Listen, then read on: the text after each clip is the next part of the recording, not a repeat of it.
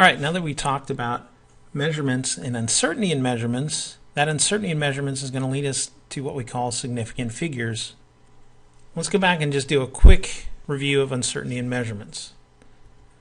We talked about measurements have a limit to their certainty because the final digit is estimated. So if we look at an analytical balance, we can get 4 decimal places. If we look at a top-loading balance, we can get 3 decimal places. In both instances, the last value in the measurement is where uncertainty lies. We're not certain about it. But that's also going to be the last significant digit we have. These measuring devices are going to limit the number of significant figures we have in our measurement value. And that's going to be important because ultimately then, the number of significant figures we have in a measurement value is going to limit our values we obtain in calculations using those measurements. So let's review a little bit of the basics of significant figures first. All right, with significant figures, and you'll hear me call them sig figs on occasion, remember these are going to reflect the accuracy of a measurement and the precision of a measuring device. So some rules we have to follow when considering what's going to be significant or not. So first, non-zero numbers are always significant. So the 1, 2, 3, 4, 5, 6, 7, 8, 9, all significant values. Zeros between non-zero numbers are always significant. 103, 103 has 3 sig figs. 1003, 1003 has 4 sig figs. Those zeros in between those non-zero numbers are significant. All right, next, zeros before the first non-zero digit are not significant. So point 0003 only has 1 sig fig. The zeros in front of that 3, they're just placeholders.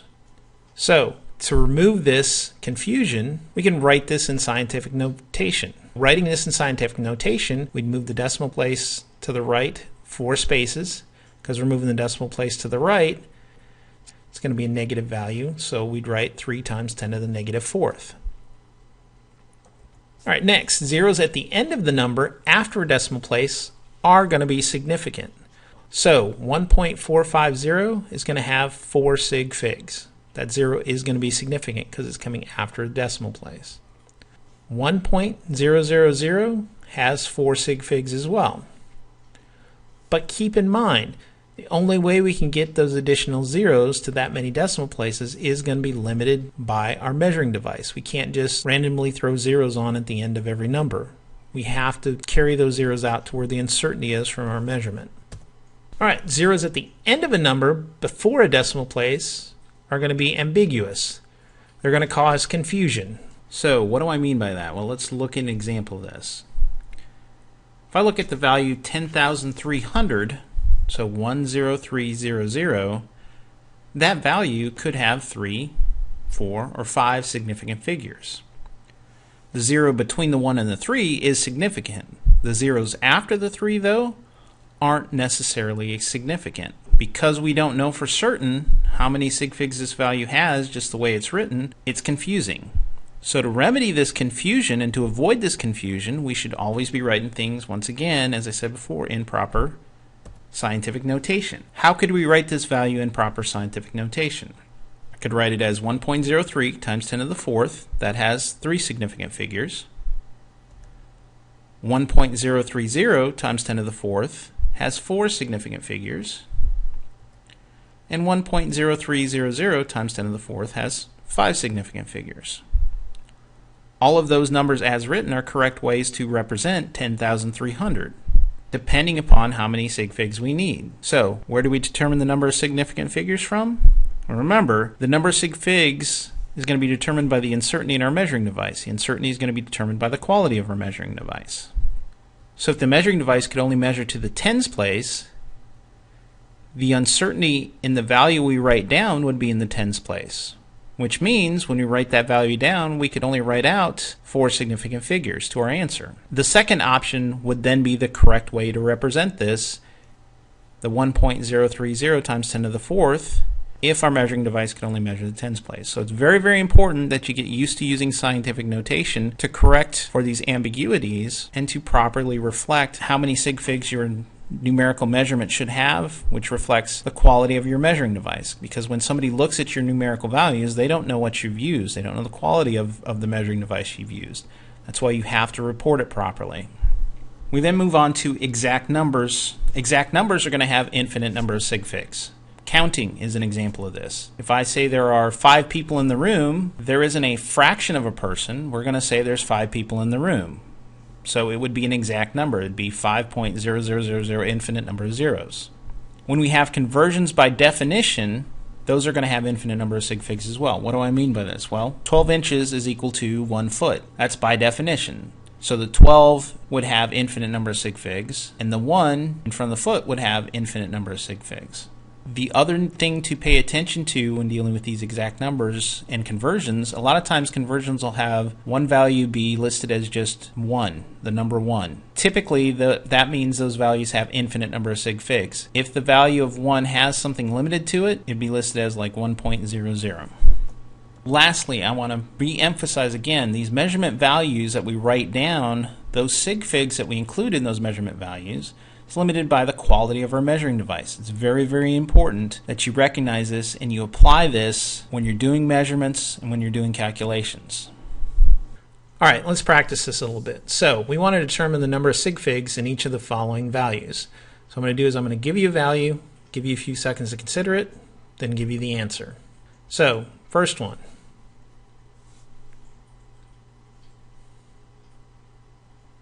Well, this one should have 3 sig figs.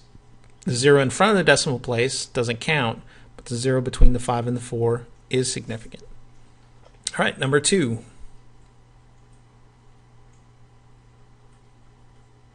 All right, this one's pretty straightforward. It's going to have 2 sig figs. Number 3.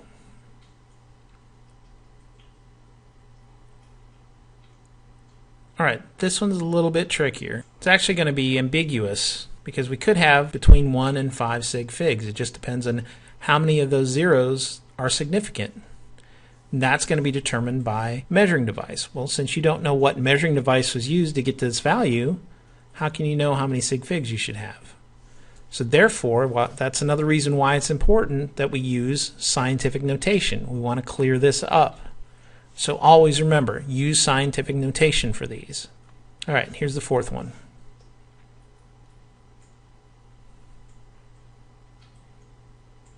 All right, this should have 4 sig figs.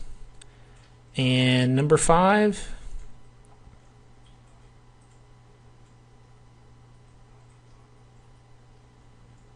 And this one should have 3 sig figs. Remember, the zeros in front of the 3 are just placeholders. That's all they are. They're not important to the number of sig figs we count. Again, if we use scientific notation, this will remove some of the confusion with these values.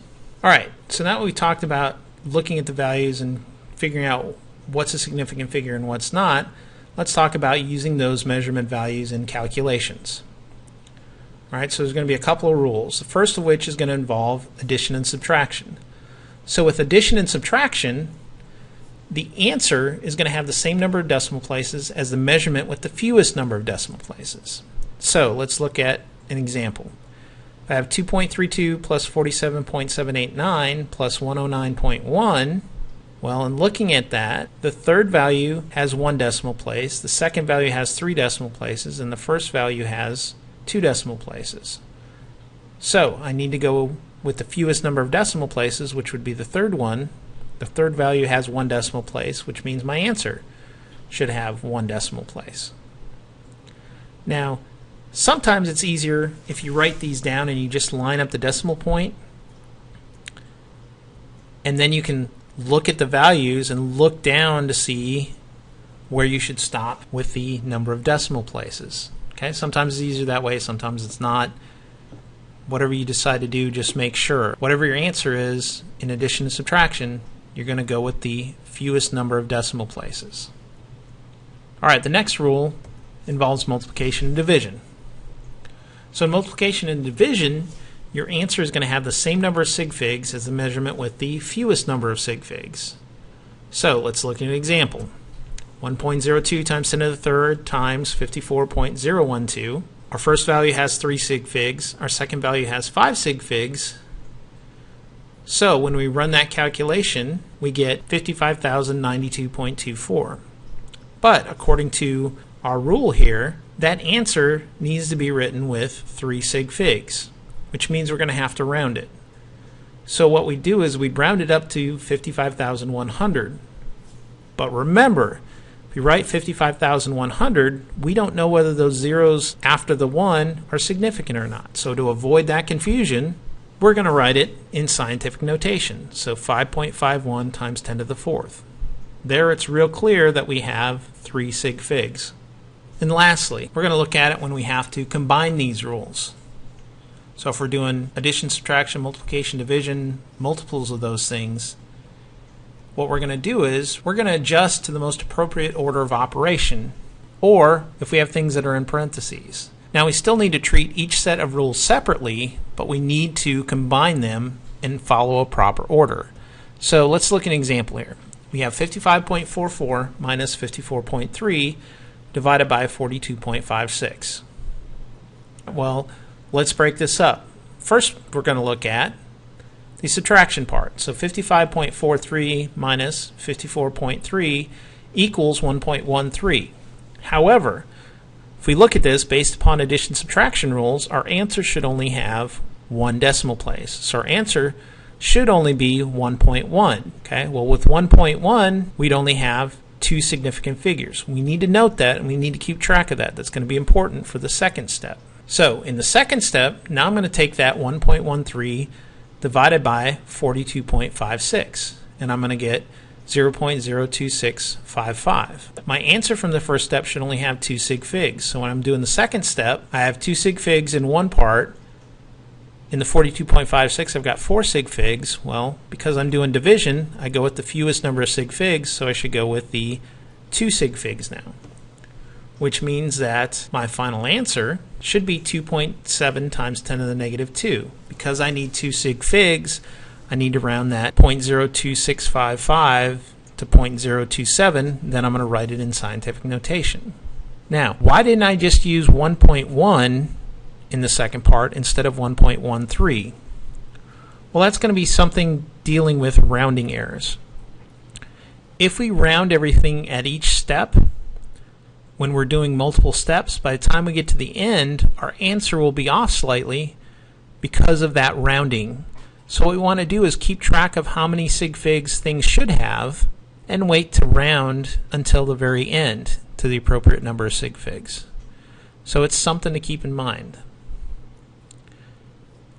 Alright, so you need to keep these rules in mind. I've only shown you a couple of examples here, but these rules apply to all calculations.